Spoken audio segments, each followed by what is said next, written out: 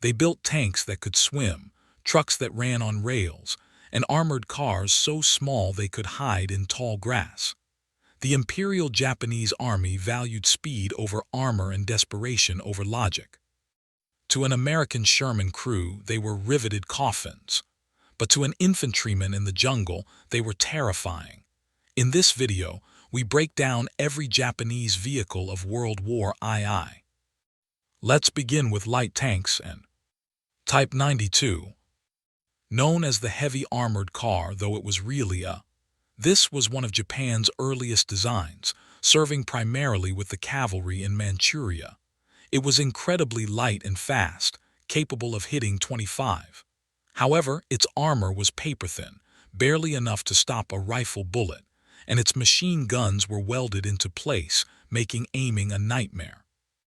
The next one, Type 94 TK. The workhorse of the Imperial Army. Cheap to produce and highly mobile, it was designed to support infantry and haul supplies. It was so small that a tall soldier could barely fit inside. While crucial for scouting in the early phases of the war, by 1941 it was hopelessly obsolete against anything heavier than a machine gun. Up next, Type 97. A significant improvement over the earlier. It moved the engine to the rear, which allowed the driver and commander to actually communicate. It featured a fully rotatable turret and better visibility. It saw widespread use from the vast plains of China to the dense jungles of the Pacific Islands. Now this is the Type 95 Hago, the primary light tank of the war. Weighing just 8 tons, it was highly successful in the initial engagements in Malaya and the Philippines, where its light weight allowed it to cross bridges that would collapse under Allied tanks. However, its 37 main gun and thin riveted armor meant it was a death trap when facing American M4 Shermans later in the war. The next one, Type 98. An attempted replacement for the aging Hago. It boasted excellent speed, up to 31 and better, slightly sloped welded armor. It was a superior design, but Japan's industrial limitations meant very few of these ever actually reached the battlefield, as resources were diverted to building aircraft and ships. Up next, Type 22. An upgrade of the design. It mounted an improved 37 gun with a slightly higher muzzle velocity for better anti-tank capability. Like its predecessor, only limited numbers were ever manufactured or deployed, making it a rare sight in combat. Finishing this section with the Type 4 New. A highly unusual late war. Engineers took the turret of the Type 97 Kaiha medium tank and fitted it onto the small Type 95 Hago chassis. It was cramped, top-heavy, and provided a boost in punch, but it was a desperate measure to upgun obsolete light tanks. Next on the list is medium tanks. Type 89 Igo. The Imperial Army's first true domestically produced medium tank. It was slow, clunky, and heavily riveted, looking like something from the 1920s, because it was. It proved reliable in the earlier Chinese campaigns, supporting infantry effectively, but it was completely withdrawn from service by the late war due to its slow speed and weak armor. The next one, Type 97 Kaiha. The standard medium tank of the Japanese forces for much of the conflict. It was a decent design for the late 30s, featuring a low silhouette and a diesel engine. However, its low-velocity 57 gun was designed for destroying bunkers, not fighting other tanks. Against Allied armor, it was almost useless. Up next, Type 97 Kaiha. The definitive upgrade. Stung by their inability to penetrate American tanks, the Japanese fitted a new, larger turret with a high-velocity 47 gun. This version was the most capable Japanese tank encountered by the Allies in large numbers, finally giving them a fighting chance against light Allied armor like the Stuart. Now this is the Type 1 Kaiha. An improved medium tank featuring a completely welded hull and thicker armor plating, up to 2 inches on the front. It used the same effective 47 gun as the. It was a modern tank, but only limited numbers were ever completed before the factories were bombed or ran out of steel. The next one, Type 3 Kainu, the pinnacle of Japanese medium tank designed to see production. It mounted a high-velocity 75mm gun in a large, hexagonal turret. It was designed almost exclusively for the final defense of the Japanese home islands. It could have threatened a Sherman, but none ever fired a shot in anger. Moving on to heavy and amphibious tanks. Type 91 and Type 95 heavy tanks. Massive, multi-turreted designs developed in the 1930s. They looked like land battleships, bristling with machine guns and cannons. They were slow, overly complex, and mechanically unreliable. Only a handful of these very large vehicles were ever constructed before the Army decided to focus on faster medium tanks.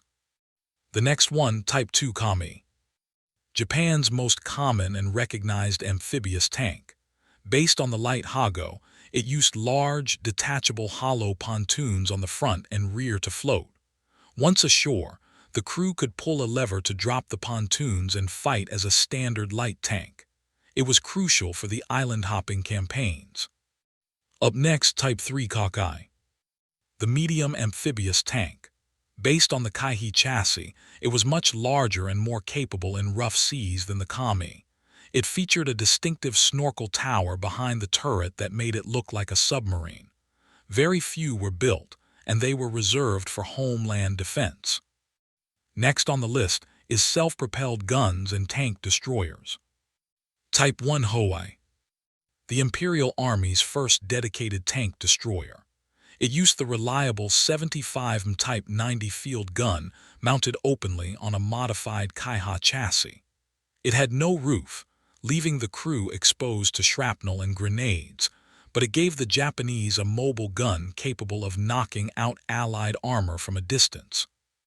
The next one, Type 1 Hawaii. This variant focused on fire support rather than anti-tank duties. It featured a short-barrel 105mm howitzer.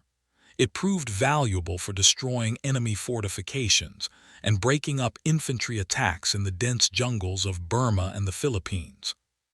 Up next, Type 3 WWII, the definitive version of the whole line. It finally offered a fully enclosed armored fighting compartment, protecting the gun crew. It was a potent tank hunter, but very few were ever deployed before the surrender. Now this is the Type 2 Hawaii, a gun tank designed purely for direct infantry support. It mounted a short-barreled 75mm howitzer in a large turret on a Kaihi chassis. It was designed to fire high-explosive shells to blast apart bunkers that the smaller 47mm guns couldn't scratch. Finishing this section with the Type 4 Ho, a monstrous self-propelled howitzer. It utilized a huge 150mm weapon based on a design. It was devastating for heavy bombardment, but was slow and extremely powerful.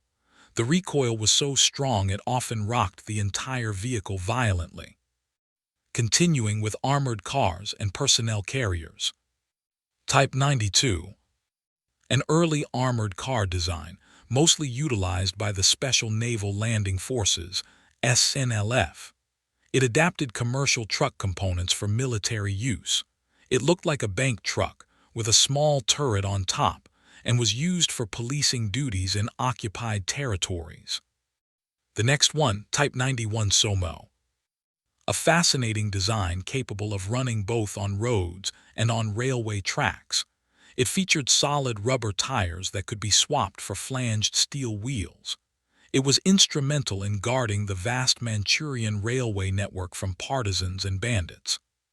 Up next, Type 95 So, a dedicated armored railway car. Unlike the Somo, this was designed specifically for the rails.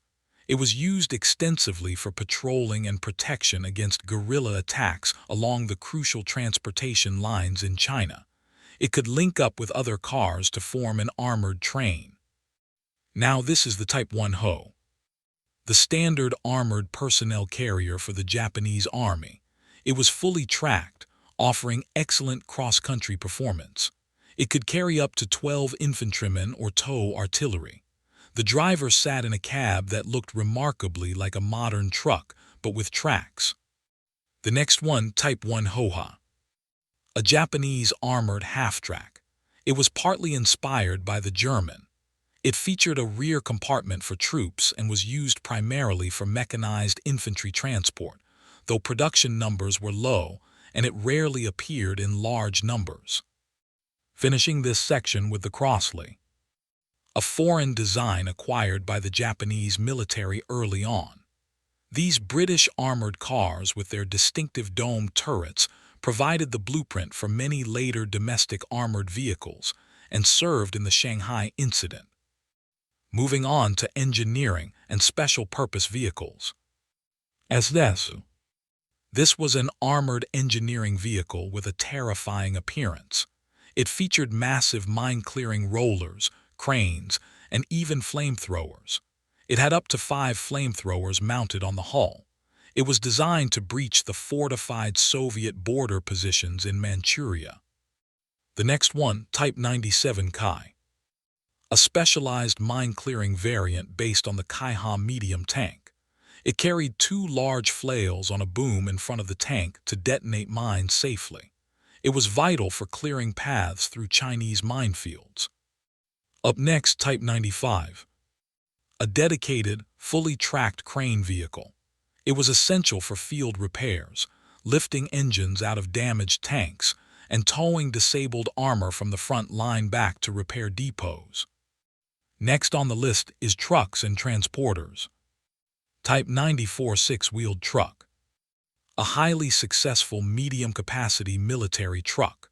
With its canvas cab and rugged construction, it served as a critical logistical backbone for the Imperial Army throughout the China campaign, hauling men, ammo, and food. The next one, Type 1 six-wheeled truck, an improved and standardized logistical truck introduced late in the war. It was rugged and designed for maximum resource efficiency, often using simpler materials like wood in the cab as steel became scarce. Up next, G1 and Ga, early commercial trucks produced by. They were quickly militarized and pressed into service when the conflict escalated. These were the ancestors of the modern trucks seen in conflict zones today. Now this is a highly unusual tracked amphibious truck. It looked like a boat with tracks. It was intended for ferrying supplies ashore during invasions without needing a dock, bridging the gap between the transport ships and the inland depots. The next one, TX-40, is a highly successful pre-war civilian truck model. Its robust design made it easily convertible into a reliable and durable military hauler, serving on every front the Japanese fought on. Continuing with staff cars and light utility. Type 95, Japan's most iconic and widely produced 4x4 vehicle.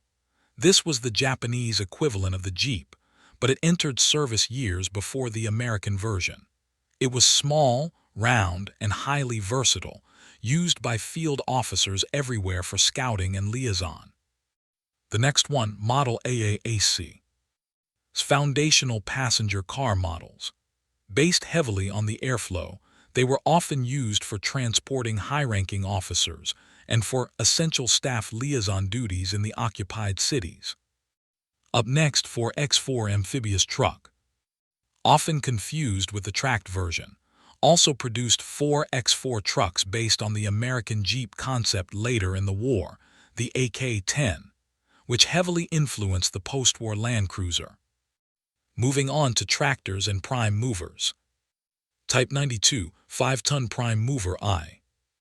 This heavy tracked prime mover was used for hauling Japan's large-caliber field guns. It provided 5 tons of pulling power and could traverse mud that stopped wheeled trucks dead. The next one, Type 92 8-ton prime mover, the largest in the series, though was an 8-ton behemoth. It was designed to move massive siege artillery and heavy engineering equipment into position to smash fortifications. Up next, Type 98 4-ton prime mover. This fast, tracked tractor was widely used for towing standard divisional artillery pieces like the 75 Type 90 field gun. It gave the artillery mobility that was crucial in the fluid battles of the early war. Now this is the Type 95 13-ton prime mover, HO. A massive tracked vehicle. It was designed for extreme cross-country towing, particularly in swampy conditions where even standard tractors would sink. It was the heavy lifter of the artillery corps. Finishing this section with the Type 1 HO tractor. An armored tractor based on the chassis of the HO personnel carrier. It was used for heavy towing and recovery in high-risk forward areas where the crew needed protection from sniper fire. Finishing off with motorcycles. Type 97. This was essentially a licensed and manufactured version of the American motorcycle. It was the crucial two-wheeled scouting and dispatch vehicle of the Imperial Army. It is ironic that Japanese scouts rode Milwaukee-designed bikes into battle against Americans. The next one, Type 93. An earlier sidecar combination predating the. It was rugged, but often underpowered for demanding jungle and rough terrain operations in the Pacific Theater. Up next, Trike. A simple three-wheeled motorized vehicle. It was cheap and effective, used widely for light cargo transport and courier services, especially in tight urban areas and airfields. Part 3, the outro. From the nimble scout car to the swimming Kami tanks, the Japanese vehicle arsenal was a study in adaptation. They built machines designed for a specific kind of war, one of speed, surprise, and jungle terrain. While they ultimately could not match the industrial might and heavy armor of the United States, their engineering was clever, resourceful, and deadly in the right hands. Looking at this list, which vehicle do you think was the most effective for the Japanese strategy? The amphibious Kami or the ubiquitous Kaiha? Let us know in the comments below. This is USGI Archives. Subscribe for more.